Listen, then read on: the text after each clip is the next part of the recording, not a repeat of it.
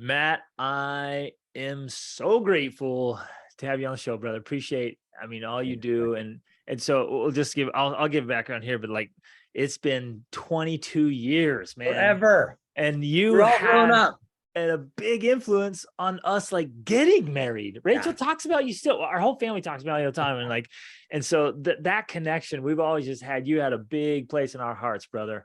Thanks, And man. you've been doing so much good for marriages. So I was thinking, like, I've got to have you on here to share all the stuff you've seen and learn and what you get to help. So let's I'm honored. I'm honored. And you know what? I'll never forget when Rachel brought you in to meet me. I knew right then that you were gonna like take the world by storm. You are a firestorm, man. And I love to see what you're doing. You guys, what a pair. And anybody that watches you needs to know, like, this isn't show. This is for real. Everything the Dennings show, they are. And no one's perfect, right? But you guys are the real deal. So it's cool. I get to speak on a lot of podcasts, and not every one of them, do I believe, are as sincere and deep as you do. So great to be here. Yeah, we're excited. Give us a little bit of your background, man. Because you were working with couples when I met you. So you've been in this game for a long time.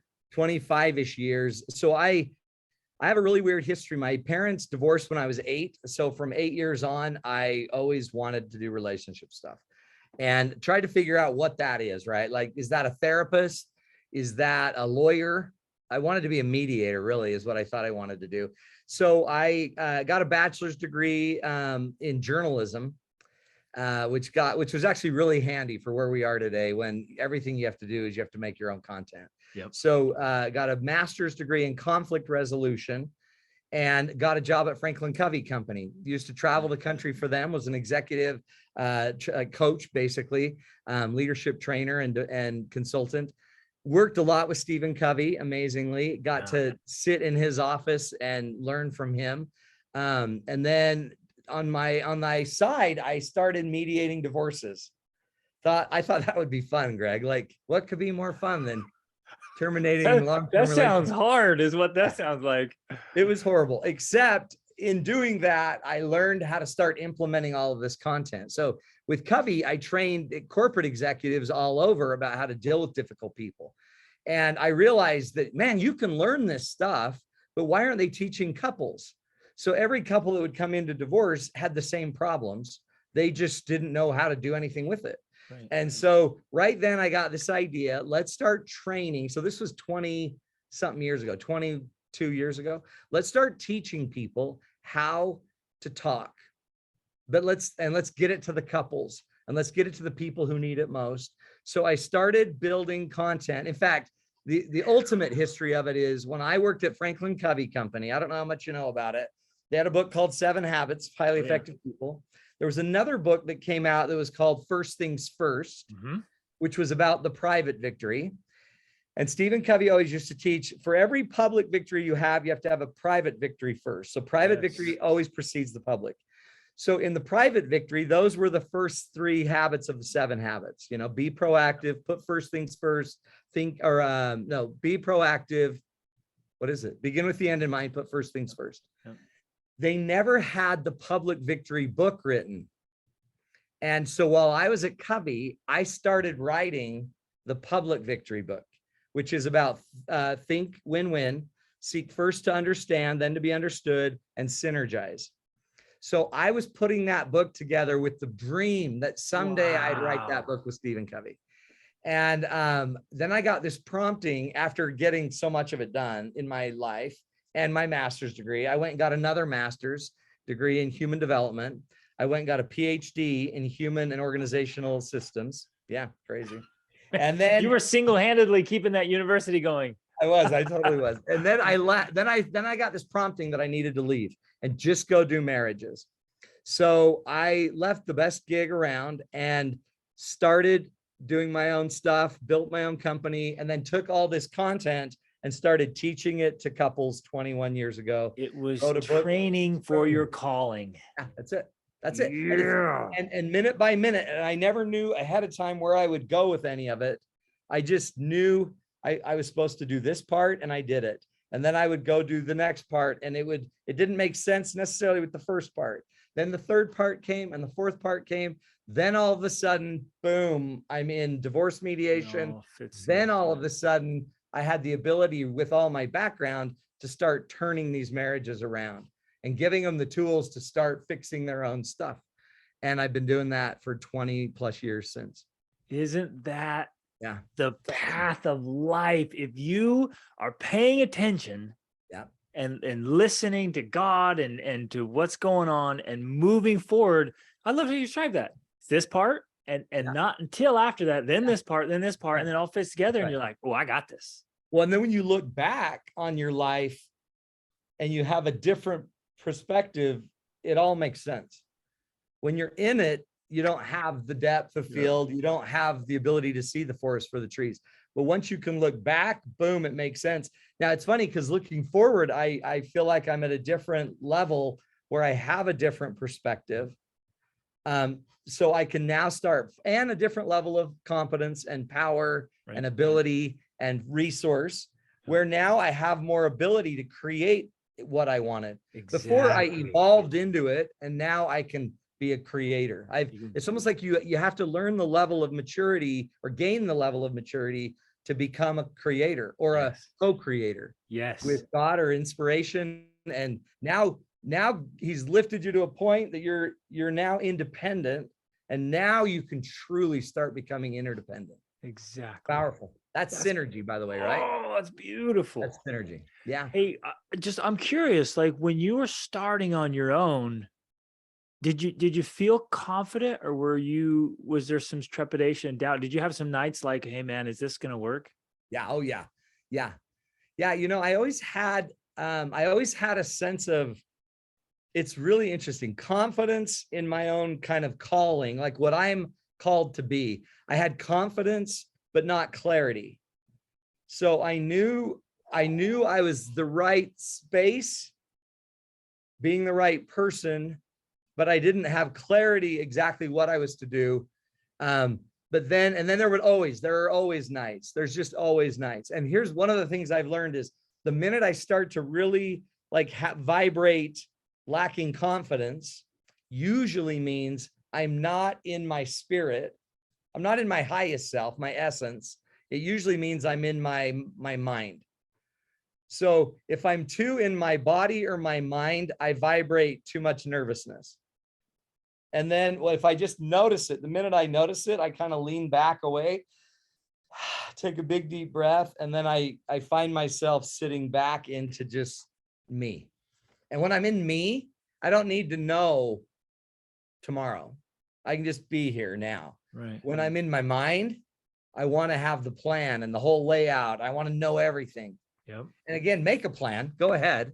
The neat thing is the world doesn't care about your plan. Yeah, exactly. Like how many people just try to have the plan be perfect, but the power I found is, in fact, I actually like those moments where I'm not feeling as confident, because it forces me to reattune and to kind of get back into my real spiritual or essence self, to then ground myself and then move forward again. Yeah. To get into that deep inner self, which I think is the real self or the best self. Yeah. Yeah. And it's not the counterfeit. That's awesome, man. That's beautiful. and I do it. I do it all the time. And then, but then your mind takes off and thinks you can handle it. Yeah. And then you get stuck. Yeah. And then you realize, oh yeah. Okay. Oh yeah. A little bit of humble pie. Yeah. You come back down. It's pretty neat. Okay. So man, you've been able to work with so many couples now over these years, and you meet with individuals, you meet with couples. I know you do big presentations, back in action after the COVID stuff that's happening. You're on TV all the time. Just lots of opportunities. You have both a large circle of influence, and then bring them in, one-on-one, and have that small thing. So let's go in, brother. Speaking to men. Yeah. Here's the coolest thing about this. You got 20 some odd years of seeing this in action, what Yeah. works and what doesn't. That is like, it's wisdom, Yeah. because you've paid a price over a long term. It's like the mechanic, you drive up and he's like, oh, I know what's wrong with your car. You're like, you haven't even looked under the hood. He's like, oh, I heard it got coming you. in. I Yeah. got you. That's it. And That's you it. see it so much. Yeah. So what are you seeing? Well, okay, two-part question. What are you seeing, and has it shifted in the last decade or so? Oh yeah. Dude, that's great. Yes, I have seen it shift. In fact, I think everyone can kind of see the shift of there's really like a weird convergence going on of a bunch of issues that have never existed. And I think technology is adding to a lot of it. I think for sure social media adds to stuff. Our kind of our falling away from institution and certain tradition. Yep. Where a lot of people aren't seeing the need for institution. Yeah. That creates something now. And it's really weird. Like, as even people are getting older before they marry, fewer people are marrying. Yep. So I think there's also a really interesting shift in what we want from our partner, what we think marriage is. Ooh. We used to, for years ago, marriage was just kind of a real estate kind of transaction where it was the creation of families and then the sustaining of your fiefdom, right? Yeah. So my children would then keep this part of this township and we'd marry that family, and that would secure the power structure of these two families. Then it got into more just like, we need to move our families on and create some independence. But now it's really an interesting dynamic where marriage more than ever before is now about what's good for me. Do I like this? Is this serving me? It's not about serving a family. It's not about serving a community. It's not about serving any other institution. It's not even an institution. It's just an additive thing to make me better, which is that's like so. It's so counter to what a marriage could be or is. That's right. And so what it's made it is, it's almost made it an ornament, and it's something we ornament our lives with instead of something that we use developmentally to make us godly and to make us lose ourselves. And so even what's happening is, it used to be guys were kind of known for just wanting a really hot wife, and the women just wanted a really rich man. Yeah. Hot wife, rich man. But there's a weird thing that's shifted now, where women now are becoming way more picky about how their man looks because they're so independent. They don't need a man to provide as much as they need the man to meet their needs. But guess what men are doing? Men now are wanting less and less to have to change. So they don't want to marry a woman that's going to expect change. So all of a sudden, that's a bomb right there. Women don't need men, and men want to be wanted without any expectation of them changing. And that creates a really weird marriage because in all honesty, I am not the man I was when I was 22 and 21 and got married. Nor I. So I'm glad my wife wanted change. Yeah. And so it's creating a different mindset. And if now we have to pick and find the person that is exactly what we want, and there is no way that we should expect anything to change, then what is marriage? A recipe. That's a recipe for disaster right there. Not possible. Yeah. Not possible. And none of that, I believe, is what any of marriage was about. Marriage is about two people learning to figure out how to lose themselves to find themselves.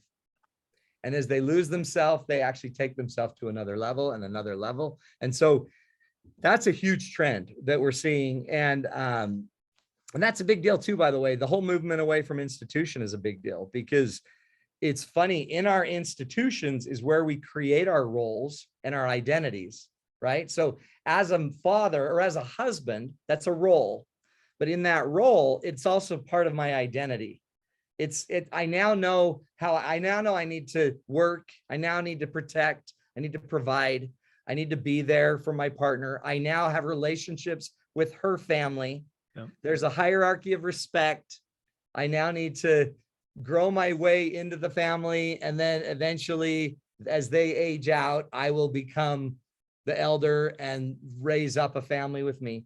So that without those institutions, we don't have roles. We don't have a role of a student going to school. We don't, I mean, we can go to school anytime we want. You don't need the school to go to school, but we don't have the role of an employee. We don't have the role of leadership. We don't have the role. So even as we think of more and more people that are now more independent in their workplace, one thing that they might be losing is certain roles, certain relationships, certain orders that probably we need to make sure we're doing, like mentoring, like you talk about a lot, Greg, is get a mentor, get people that if you don't have a hierarchical business that you're in and you're running your own business, you've got to have mentors, you've got to have leaders, you've got to have senior leaders that you can go to and pick their brain and learn what the next level of creative co-creation looks like, right? Exactly. So all these roles are a big deal. We don't, even our connection to our own country, our own government, our own constitution, without certain orders of those roles and relationships, we don't know quite how to treat each other. So that's a big deal. Now that creates one other thing, Greg, that is life-changing. The most cool thing that I've ever gotten into, probably in the last 10 years, is attachment stuff. Have you gotten into that at all?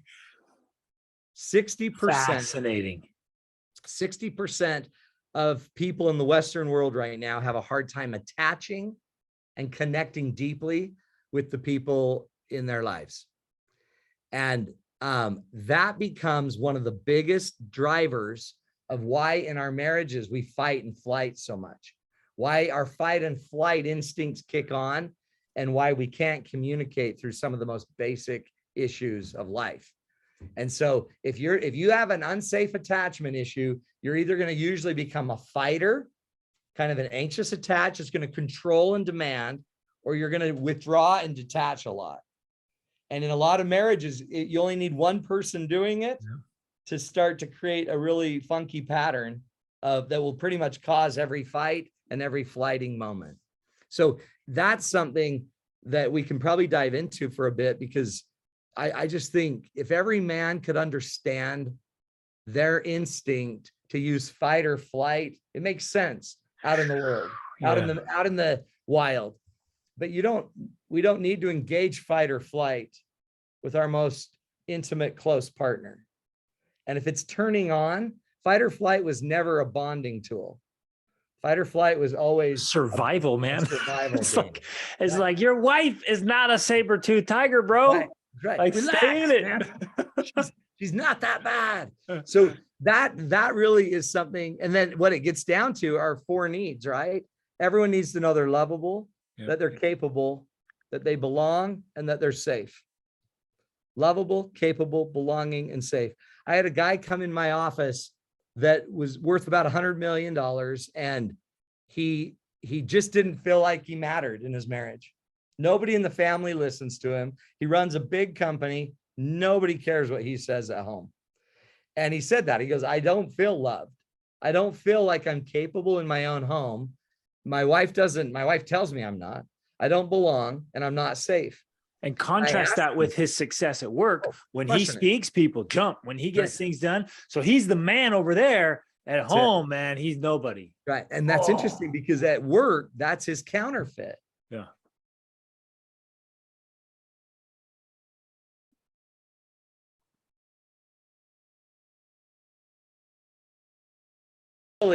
His own ability to even make it happen. But because this is what happened. I asked him, what's your earliest memory of feeling like you're not loved, you're not capable, you don't belong, and you're not safe? And he got emotional, and he said, I was 15 years old and I didn't make the baseball team. I always made the baseball team. I grew up with my friends in the baseball team. In fact, he said, I was good, but my parents weren't rich, and they didn't know how to suck up, and their parents weren't pushing on the coaches, and they weren't showing up at everything. And I didn't make the baseball team. And I go, what did you do? And so at 15, he felt unloved, Yeah. incapable, not belonging, unsafe.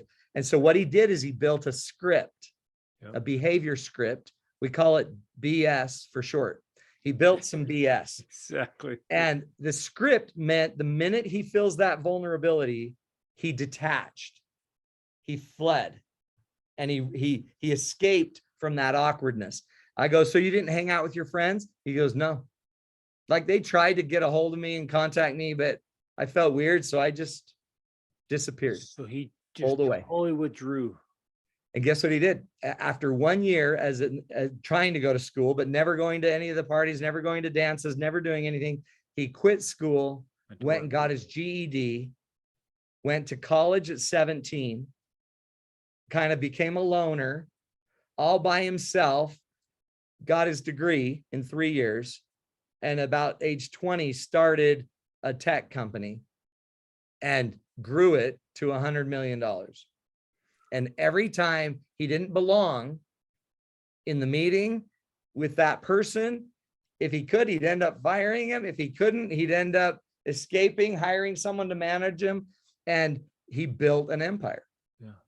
And the interesting thing about the empire is it's way less intimate than his marriage. Sure. And it's way less intimate than his family. But what's funny is that's a script of a 15-year-old. Yes. And then it's old programming. So it's all old programming. And here he is as an adult male, 50. And all I needed him to learn to figure out was when the little boy would appear. Yeah. When would the teenager appear? And every time he started to notice the teen appearing, all I would ask him to do is to re-script as the adult in that moment. What do we do as an adult? What are we doing as an adult? And weirdly, he had ideas. Well, I should stay. And I'm like, so if your kids felt that way, what would you do? He goes, I would track him down and I would try to talk to him. And I go, well, why don't you do that? When your kids feel insecure about the relationship with you, why aren't you chasing him down and tracking him down? And he just looked at me like, I don't know. And I said, well, it's probably because you're 15. Yep. And that's happening. Script. Yeah. And he runs the old script and he can't even see it. So then I'm sitting there and I said, I asked his wife, I go, if you saw your husband as a 15-year-old just get shattered by not making the team, what would you do right now as an adult woman to go take care of that boy? And she started to cry. And she said, I would go over to him and I would love him and I would tell him he's amazing and I would tell him he's capable and that's not fair. And I would love him and I'd take him and I'd get him friends and I'd help build him up right then. And then I asked her, why don't you do that for him right now?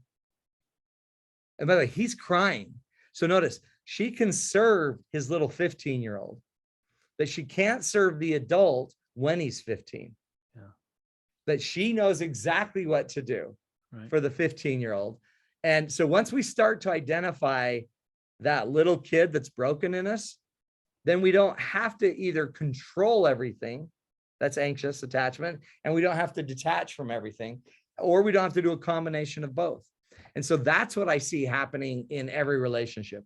And we got to watch out for it because sometimes we'll counter it by going out and being an enormous success in every other way. Something else. Yes. Yeah. Because we can look ripped. Because it's easy, and it's not easy. It's easier sometimes to go work out and get fit than face your 15-year-old. Yep. And sometimes the reason you're getting fit, and we've all met him at the gym, the guy that's got too big of a neck, but he's probably trying to, counterfeit his own insecurity that he picked up at 12. Yeah. So now he's reliving that same script. As an adult, I'm just going to be bigger, or I'm just going to pick up more women, or I'm going to be more manly, or I'm going to be, it doesn't matter, whatever you're doing. You want to make sure you're doing it by your essence and your highest self, your real self, and not your broken, attached mind and script. And not the BS. Yeah. So, okay. So as you're describing, that was just so many great examples there. Is it Is it more about that? Is in your experience, is it more about underlying scripts and old programming, things like that, than it is particular issues? Yeah, great question. You know what I find? It's about, there's generally three things that tip it over, the relationship's over. Sometimes it's just our differences, just typical differences, right? And John Gottman says about 7% of our problems are kind of unresolvable. There's just differences. Another part of it is our attachment, that attachment I just described. And another part of it is kind of our temperament. It's our sensitivity. I kind of look at it as two things. It's your anxiety levels and it's your ADHD levels. Right. So that's kind of, in my world, we call that high sensitivities. Yep. That's a temperament. And high stimulation seekers. That's another temperament. And so what a lot of times tips it over is you don't even know it, but you're a high sensitive person. And high sensitives, it's a real thing where about 20% of the animal kingdom pick up 4 times more stimulation than and physiological stimuli, right, than the other 80%. They pick up more smells, more heat, more energy, more vibration. So those are the ones. I'm way high sensitive. So I can tell when the air turned off. If somebody's tapping in front of me, I can hear the tapping. If odors, I was an EMT on an ambulance when I was 20, 21. And man, I could see anything, but don't make me smell it. And the minute I smell it, my senses would go off. So some of us are high sensation seekers. And that, if you think about it, it's 20% of the animal kingdom. So it's an evolutionary trait. And what it makes some of us is way more able to read what's going on in the world. Yes. But then what we do is we then pick up 4 times more data, and it tends to overwhelm. Right. Because now there's too much stuff. And so the high sensitives then eventually get diagnosed with anxiety. And then when they're anxious, they start either going over in their anxiousness or they go under. And the over is where they're mean and pissy and controlling and demanding and reactive. And the under is they veg, they escape, they detach, they hide away. And if you go over or under, it depresses you. Yep. So our mental health model, we always just make it a bunch of clinical diagnoses like, well, that's anxiety or that's depression. What it also could be is high sensitivity that leads to overwhelm. And overwhelm leads to some version of action that leads to a depression or overaction. Yeah. And by the way, so as a high sensitive kid, I may not have ADD. I just may not focus because I have 4 times more information. Right. But if you don't know that, that's a temperament. If you don't know you have that temperament, you think you're crazy. Well, and everyone else is telling you you're broken. Yeah. Oh yeah. Because, well, and then if you're too into stimulation, you can be high sensitive and what's called a high sensation seeker. I think I'm both, bro. I know you are, definitely. You are. And I bet Rachel's for sure high sensitive, but may not high sensation seeking. Exactly. Yep. So what the high sensation seeker is the guy that will go cliff jumping, but won't jump once. They'll jump 50 times. I just got to keep going. I'll tell Rachel, like, hey, babe, I'm going skydiving. I just got to get out. No, you're a high sensation. So that's temperament. But if all of a sudden, if you don't know your temperament and you don't know just gender differences and overall differences, and you don't know your attachment history, those are the things that really I see are tipping marriages over. And the number one thing that tips us all over is our ignorance. We don't know any of these things. We don't know any of them. No idea what's happening within ourselves and to our spouse. That's right. No, that's right. And if you don't know it, I'm angry. Why is this happening? And you just think it's normal. You talk to your neighbor and your neighbor's like, yeah, that's the way it is. Yeah. No, man. That's why I call the high sensitives Ferraris in a world full of Chevys. Yeah. Some people aren't Ferraris, right? So high sensitives make horrible Navy SEALs, horrible, but they make awesome intelligence officers. They can read the patterns of data and they see the trends and patterns. but don't put them in a hole with guns going off where they're going to have to shoot someone. Too much.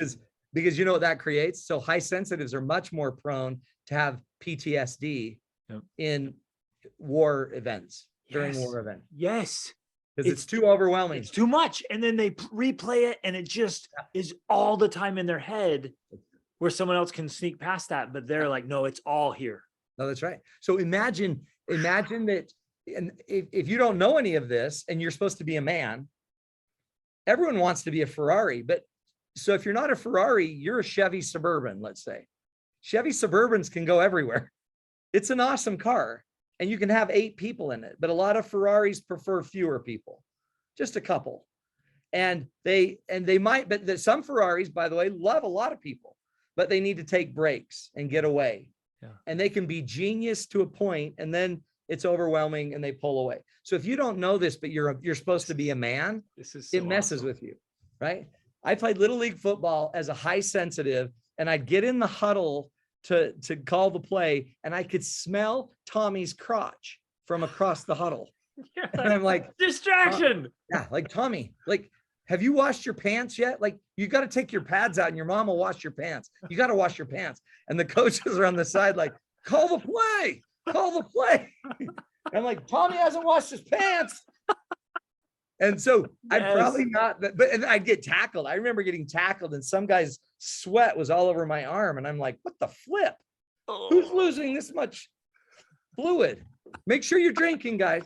It was like, but so I knew, and I pick up enough info to know that this isn't manly. It's not manly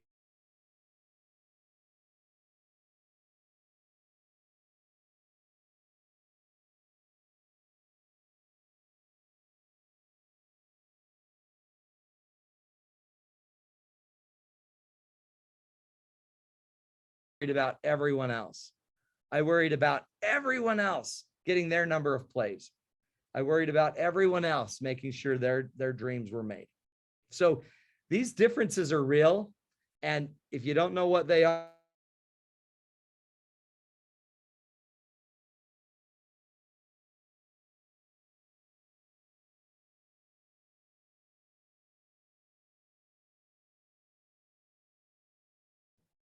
are you there, Greg? Yeah, there we go. It's back. There's a little glitch there. So, hey, is it predominantly one side or the other? Are women generally more than men? No, that's what's neat about this. Really? It's a genetic trait. It's an evolutionary trait. I mean, it's an evolutionary trait, which means it's evolved to have 20% of men and 20% of women. 20%. Okay, so it's a survival kind of thing for both for the sexes. Herd. Yeah. It's and for everyone. If you go into marriage and you're completely clueless about this stuff, and there's any mismatch there and you don't know what's going on or why. I remember, when we first got married, I was like, wait, this is the way I experience things. And ignorantly thinking like, well, if I experience it like this, then Rachel should too. Right. That's it. And then I'm like, why are you having this different experience? Yeah. It was so frustrating to me. But it won't matter if you're both Chevys. And it might not matter as much if you're both Ferraris. But if you're a Ferrari and they're a Chevy, it's going to matter. Yeah. And it's also going to drive up the likelihood of attachment issues because you experience everything more acutely. Everything's bigger and everything's more real. Oh, that's big right there. So everything's a big deal. Yeah. So of all the people I see that are having, and a lot of my clients are at the point of divorce, right? So about 35% of my clients are deciding if they're going to divorce. Of that group that comes in, a significantly disproportionate amount of them, like 80 to 90% of them have this one of them has this high sensitivity. Interesting. Because that's why they're in conflict. Yeah. And probably about 50% of them, but then about 80% of them have attachment issues. And they've polarized their life so much that they fought for so much that everything seems polarized. Right. It's just this constant, everything's a battle. Yeah. But what's so cool is once you teach them about their temperament, and then you teach them about attachment, and then we just start getting real and talking, you immediately start cutting through it. And we're different. All that is we're different. But like Understanding usually in this office, I don't ever turn my overhead lights on. I have lights from my windows, the sunlight from the windows. I don't turn my overhead lights on because I don't want more stimulation. Yeah. Right. But when I'm going to do a speech tonight, I'm going to go speak to 300 chaplains and their spouses. Oh, I know, super cool. And so on my way there, I will turn up music and I'll start pumping myself up, and it will amp me up. for the And then I can deliver. And then after I've delivered, I'll schmooze. But if I have to schmooze really long time, it would kill me. So I eventually will then leave. And when I drive home,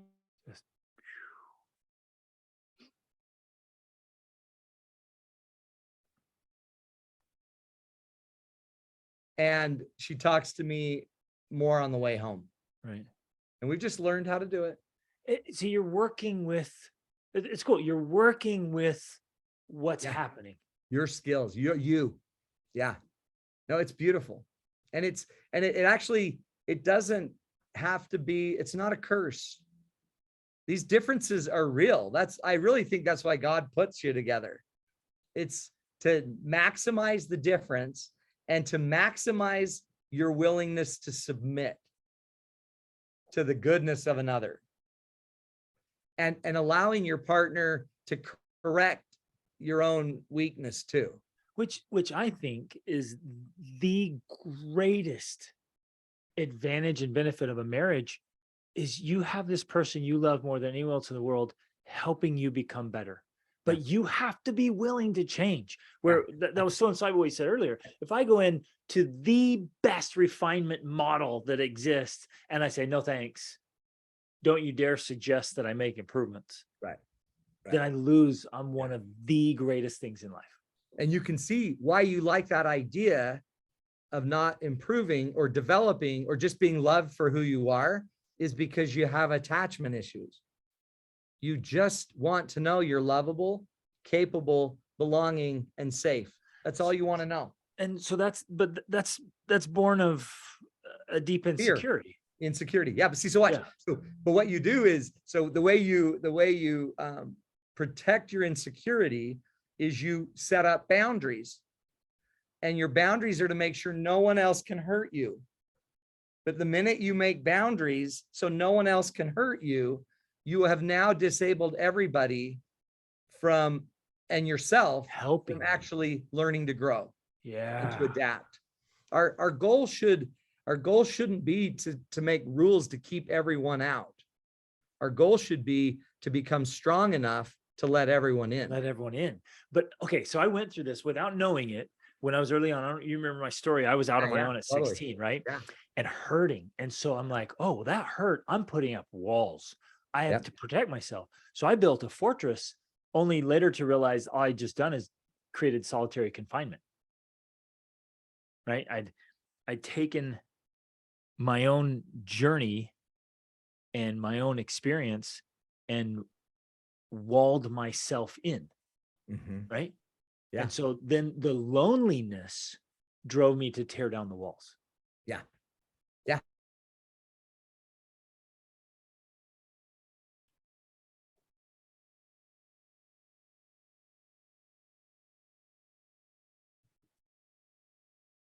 Does that make sense? Yeah. Yeah. This is so profound, so beautiful, brother. Yeah. I want to ask specifically, there was a few things I read that for a long time, money issues was the thing people fought about the most. But then it switched and they said that it was the sexual relationship that became the number one topic of conflict. And it's almost like, I want to ask, and I want your perspective, but after everything you just said, it's like, it's not the thing.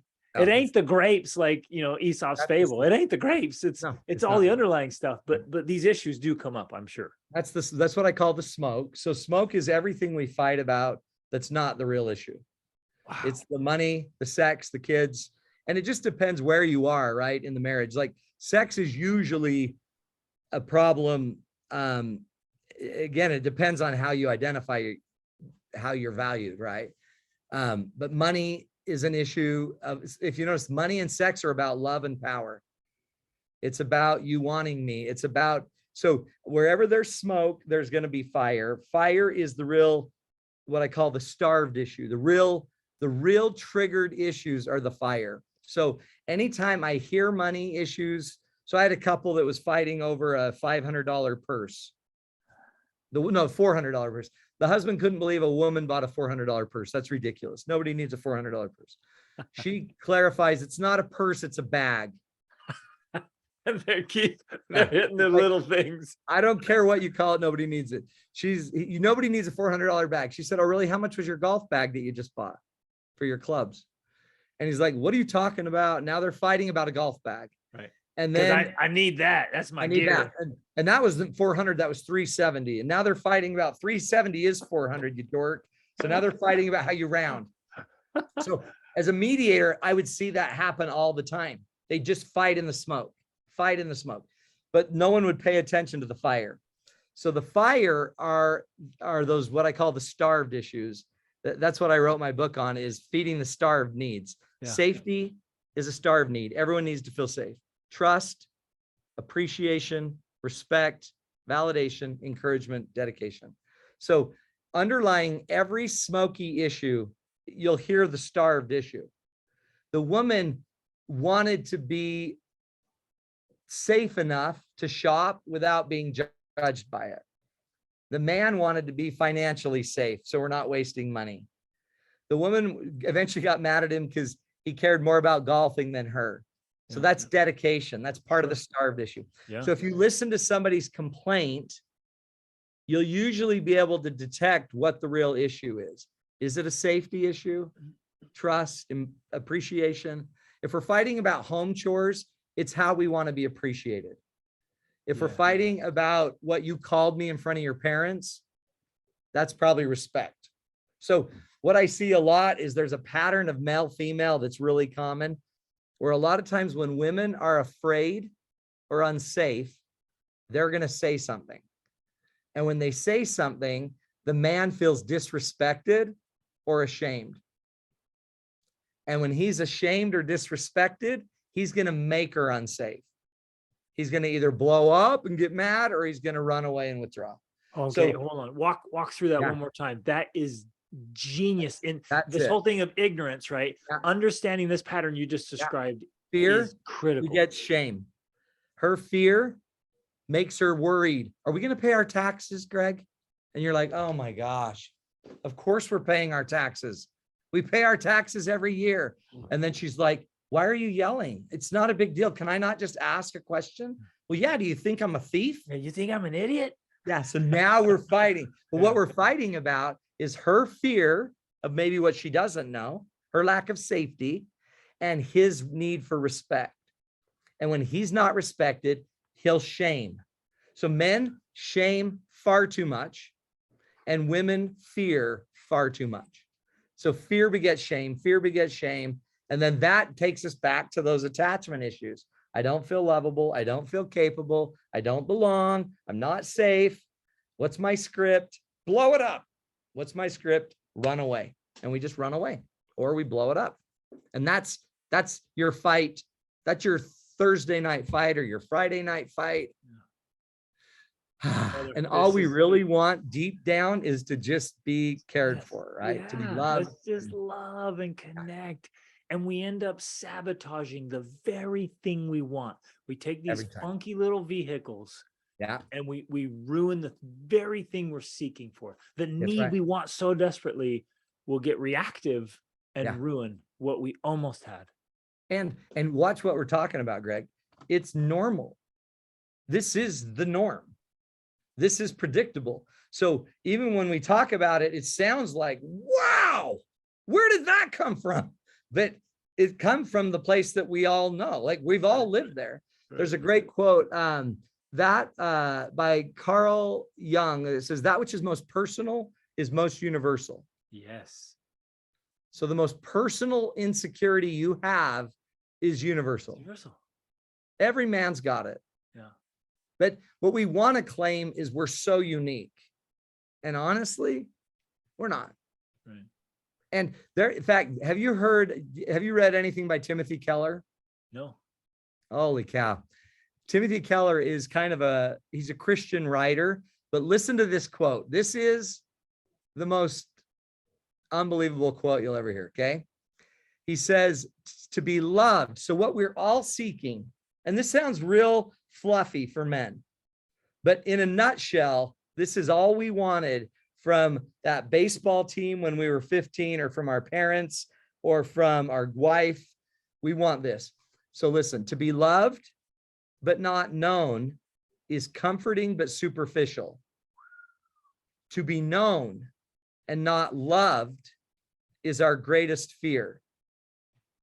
But to be fully known and truly loved is, well, a lot like being loved by God. It is what we need more than anything. It liberates us from pretense. It humbles us out of our self-righteousness and fortifies us for any difficulty life can throw at us. Boom.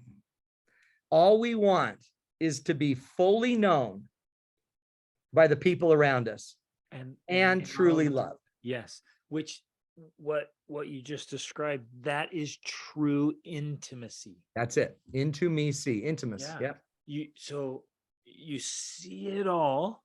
Yeah. And love me anyways. And so intimacy comes from the root, or intimacy comes from the Latin root word intimus, which means the deep inner being. Yeah. So, but we're too afraid to let that out. And because we want love. We want love, ironically. And so I'm like, I'm gonna hide this. That's right. Keep you out So that's here. what that is. So that's the male shame inherently. That's our shame, which is why we want to be revered and respected, because that'll take care of our shame. And what the women want is they're too afraid to just love you. Like I always joke that my wife will always say, Matt, tell me what you're thinking. You never tell me what you're thinking. And in my head, I'm like, yeah, you can't handle what I'm thinking. You can't handle it. And she's like, no, I really can. I really can. And so then I might say, oh, I was thinking about having sex. And she's like, oh, is that all you think about? I'm like, exactly. Yeah, pretty much. Or one time we were driving to St. George in Southern Utah. And I just thought I wasn't going to do it, but I was thinking this. There was a dry river that went under the freeway and you could see water, a flash flood would go that way. And so what I was thinking is if I took our Suburban with our family in it and I hit the bridge and I jumped the Suburban across the river, could I land it? Would I clear the river? This is all going on in my head. Right. Would I clear the river? I've done the same thing. I'm rolling along like, ooh, I could do this. Could I? And then she's looking at me like, that's what you're thinking when you're driving? And I'm like, well, yeah, I wouldn't do it, but I want to know if I could. I was just thinking. So she can't handle what I'm thinking. And because we all kind of know that others around us might not handle it, we don't show ourselves. So no one can really know us. And because we're so afraid they won't love us. And so that all of this goes back to the same thing. So then what we do is we build something that we know everyone will love. I can't tell you right now, I have clients, millionaires, billionaires, airplanes, Lambos, you name it. I've got tons of them, but they all want what we just talked about. They want to be known fully and loved completely. Everyone wants that. And every one of them would tell me all of the Lambos and the big things they've built are nothing more than to have that little thing met. Yeah. That's it. And is that manifesting for them in this desire to be respected? Mm-hmm. Is that kind of what's happening? Yeah, that's the counterfeit. Because then if men respect me, by the way, and everybody, like the minute you reach a level of notoriety or fame, that's the first part of that quote. You are known, but not loved. Or you might be loved, but nobody knows you. So everybody loves the movie star, but very few people know him. Right. So it's comforting, but it's superficial. So still lonely. Yeah, you're still lonely. And so this is amazing. I just had, I got a call from a friend whose sister is dying of brain tumor. And she's kind of a fan of what we do and watches a lot of the stuff I teach. So she just found out it's terminal, it's taking over. There's no changing it. She's going to die. And she just wanted to come meet with me. Oh, special. And so the whole time I'm like, what do you, so she came in yesterday, but you get to sit with somebody that's on the end of it all. Yeah. And what you hope is by the time you get to that point, you're no longer chasing the need to be loved and the need to be known. Hopefully you could get through that by then. But weirdly, her last time on earth is going to be about that. Right. And what she came to the resolve was, when she'd talk about the problem, she'd talk about it as a wise 70-year-old who's about to die. And every once in a while, she'd break into her script of a little 7-year-old girl who's being victimized by everyone else's lack of caring. And all I had to do was show her did you see what happened right there? You went right to your 7-year-old. There's no one on this earth right now that's more powerful in this woman's circle than she is. The dying person is always the most powerful, right? Because she's going where no one's going, has been, and where everyone's afraid to go. Yep. And she's doing it. So we sat and built a bunch of tools for her to get everyone back into that intimate moment with her. And in that intimate moment, what she wants to do is teach each of them. She knows them, and she loves them. And we got tools. And now, like, she's going to bring her husband over and sit him down and teach him.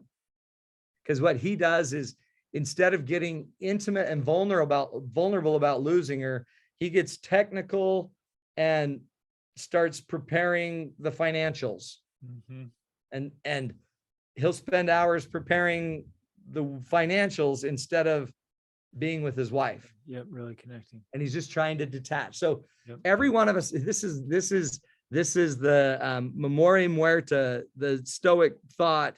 Remember, everyone dies, right? So there's going to be a point, and we all need to live so that this isn't a problem. There's going to be a point we're going to die, and everyone will be gathered around us. And if you had 2 months to live, what would you want the relationship to be? And we've got to make it so we're safe enough in that moment to be real. Yep. The last thing I would want in my last hours of life is to talk about my portfolio and how much money I made, or how big my company got, or my social media draw.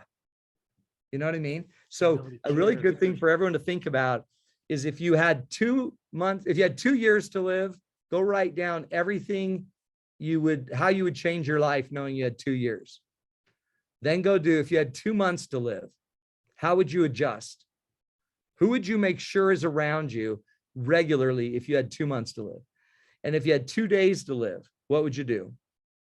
And if you had 2 hours to live, what would you do? And if you had 20 minutes to live? And get down to the essential things, right?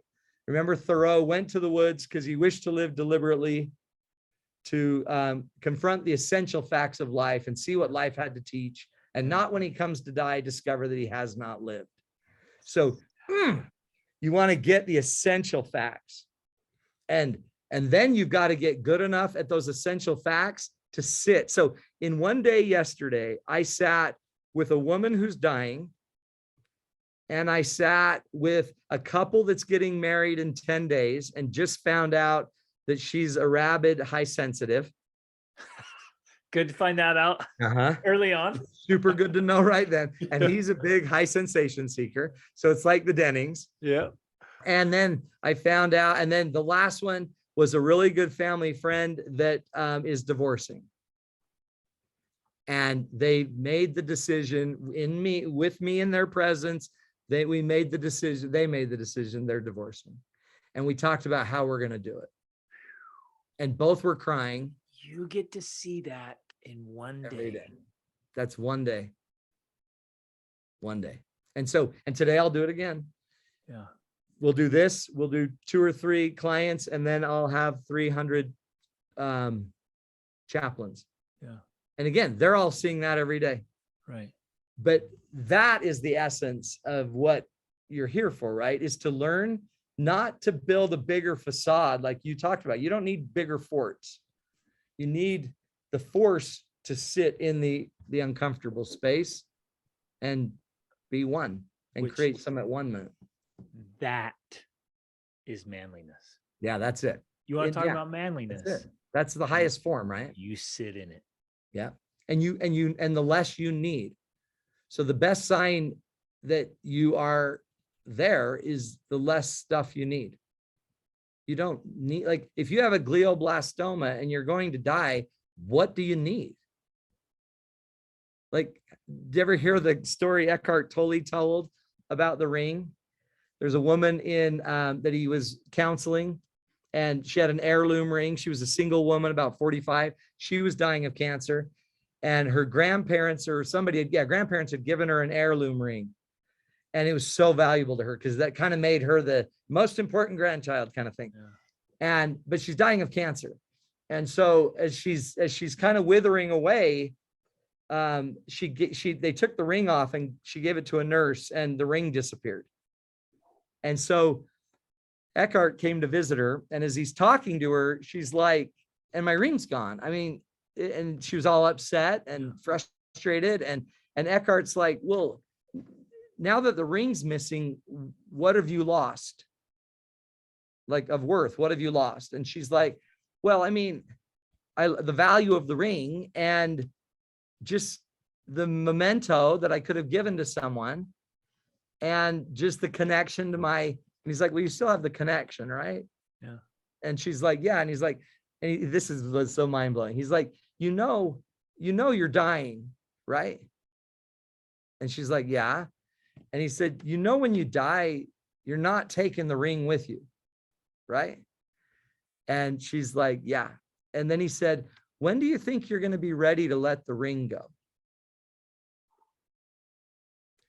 In the end, it all goes back in the box. Yeah. Right? It all goes back in the box. And so the ring just becomes the symbol, supposedly, of her being more loved and more known. But the symbol will never hold what we know in our essence. Reality. Yeah. So being the real human, the real man, would be able to sit in it, let the wave of insecurity come, don't have to fight it, let it just roll over you, and then get back into peace and sit in it and quit putting things up. That's why Buddha, Gandhi, Mother Teresa, Christ, every one of them ended up walking away with nothing. Yeah.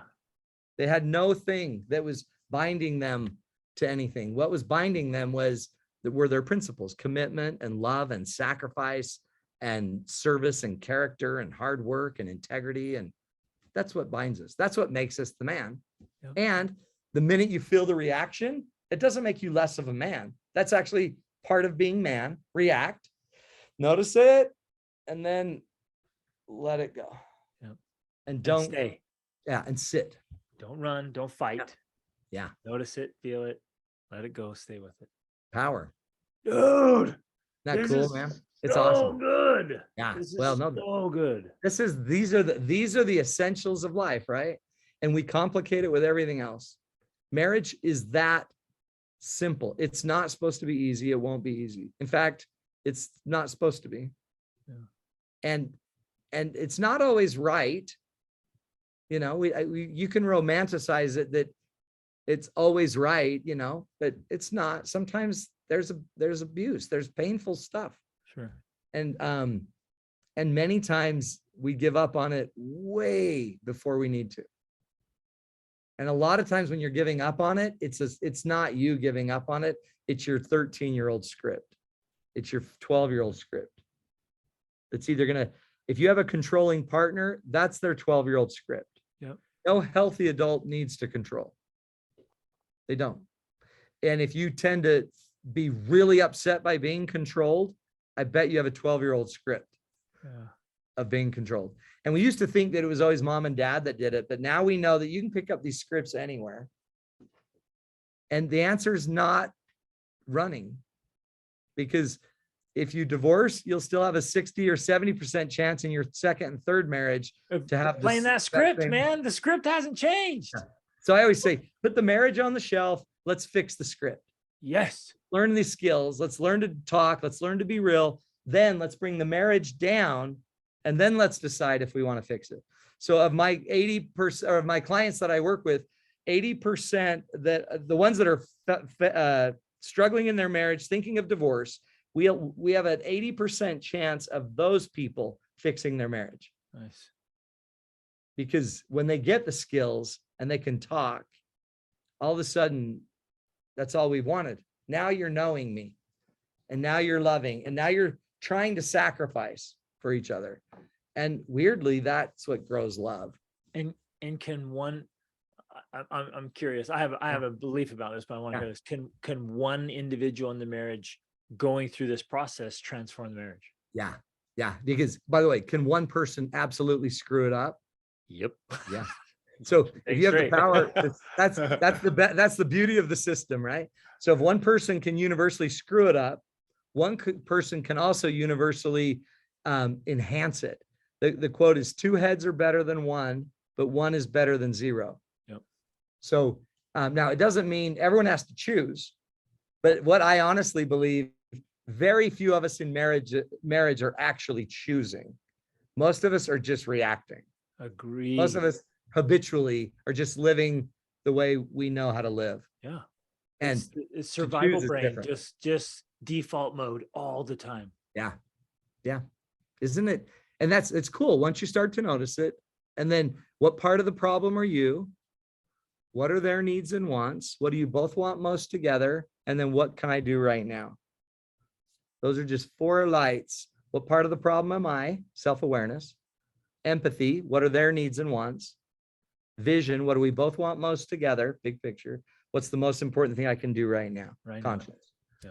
So use your self-awareness, use your empathy, use your vision, use your conscience to guide you back to the path. And then, great C.S. Lewis quote, the cross comes before the crown, and tomorrow's another Monday morning. So you'll have to suffer your cross before you get your crown, and we start again tomorrow. And tomorrow, awesome. Monday morning, Do it again. Back to work. That's Gotta right. do laundry, wash the dishes. Back at it, brother. Yeah. Yeah. That's that Buddhist idea. You reach transcendence and you're back, and you've like reached the highest levels of transcendence. And now we've got to sweep the floor and plant the garden. Exactly. That's back at it. It's just what you do. Yeah. Whoa. I got to ask one more, because this comes up so often. And this is really, really difficult. So you take, let's take a gentleman, for example, and he notices some of these challenges, some scripts maybe in his spouse. Yeah. What's the best way for him to begin helping her? Yeah. Great question. So, when you ask that, one thing I think about, if you think of a bullseye, in a bullseye, in the middle of the bullseye is what I call your spirit, your essence, who you really are. Outside of that is another circle we'll call your mind, how you think you should be, kind of the world's scripting. So a lot of your scripting comes from that. And then outside of that is your body, which is your chemistry. So when I work with somebody and I want to try to help them to improve, first thing I've got to do is make sure I'm not coming at them from my mind.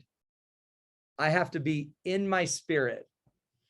And because here's why. So, and again, I don't want to get all scriptural churchy, but like Christ always taught, without the spirit, you don't teach. So if I can't be in my essence, then I shouldn't say anything about you're speaking problem. from a different space. That's not a good one. That's right. And so what will happen are 2 minds will start fighting, and 2 habitual chemistries will fire. So the body and the mind starts fighting the body and the mind. So that's what I was teaching that woman. Instead of getting in the body mind fight as you're dying, no one can get to essence faster than she can. Yeah. Because she's so close to the veil. And so what I would do if I really wanted to influence it is I'd get in to make sure I'm in my spirit, not just my mind mad about her script. Then I would use that spirit, that essence, to try to take the place of her. And a question I ask a lot is, what is it like to be her? Married to you. Married to me. You. And then what it will give me is compassion. That gives me empathy. And I want to go there until I feel moved. And then start thinking about what her script might be. And go get some books. There's a great book called Hold Me Tight by Sue Johnson. That's a great book about attachment. And then start learning about your attachment. Talk about yours with her. Talk about what you're thinking. Hey, I think I'm just learning something. I'm wondering if that pain you're feeling might be attachment. And if I'm in the spirit, I could say, could I teach you something I just learned about me? And I just got a prompting about you as my wife. Then I had a lot of compassion because I was just thinking, what's it like to be you married to me? Yeah. And I realized as a high sensitive, it's got to be really hard for you to be married to me, because I always want breaks. I always want to be away from people. I always want less, and you always want more. So I bet you feel like I suck the life out of you sometimes. And if I show that now from that spirit, she'll start to move into spirit. And when she moves into spirit, then I try to teach her what I'm learning about her, or invite her to come learn this with me. Yep. The power of these attachment issues is we can go talk about them together. And as I help give her what she never had when she was 8, and she gives me what I never had when I was 12 or whatever, we're actually healing each other. And finally, instead of fighting about money or sex, what we're realizing is all your husband really wants is to know he's loved. Yeah. And all your wife really wants is to know that you're going to help around the house. Because that she as a kid didn't have help, and mom made her the only girl in the family, always had to do the work things, do everything. The boys went to sports. Yep. So I would just say, get into your essence no matter what you do, and then don't move on the idea until you're moved with compassion, and until she sees that you have compassion towards her. Then you move. If she doesn't see you have compassion towards her, then you don't talk. You can't do it. You can't reach her. No. And you'll see that in every major wisdom literature. We don't move from our mind. We real change has to take place from our essence, spirit to spirit. Man. And most of the time, by the way, your spirit isn't deeply troubled by much, in the world. The spirit's really calm and, okay, we'll get through this. We'll figure this out. It's the deep ocean under all the waves and the wind. That's right. It's just still. Still. Be still and know that I am. Yeah. It's powerful. Oh, man. So good, brother. Thank you, man. Appreciate you so much. This is you too. So insightful and so helpful. I'm proud of you guys. Like living, you're doing it. That's how we change, one prompting at a time. Now you'll move to your next area. You'll go to your next country. You'll change the next life there. And it's cool. You don't need to change 50. You just work on the one. Yep. And then the next one will appear and we'll work on that one. Yep. Line upon line. It's powerful. Proud of you. Keep it up. This is good stuff, man. Hey, how can people reach out to you? Of course, I highly recommend your book. Yeah. So where can they connect with you and learn from you? All they got to do is go to matttownsend.com. It's 3 words, matttownsend.com. We've got some cool stuff. I'm about to launch a coaching program where I'm going to teach an in-depth program that kind of combines a lot of my academic work and my coaching on how to coach relationships. My goal is peace. We're going to teach people how to be peacemakers. Yes. So they can go to matttownsend.com, find out about that. We'll be launching that in right before the end of the year of 2022.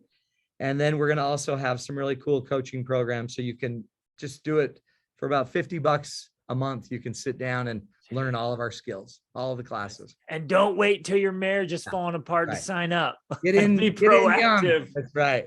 That's right. Oh, get it. Oh, love you, brother. Thanks so Thanks. much for Love you being on, too. man. Thank you. Tell Rach hi. I will.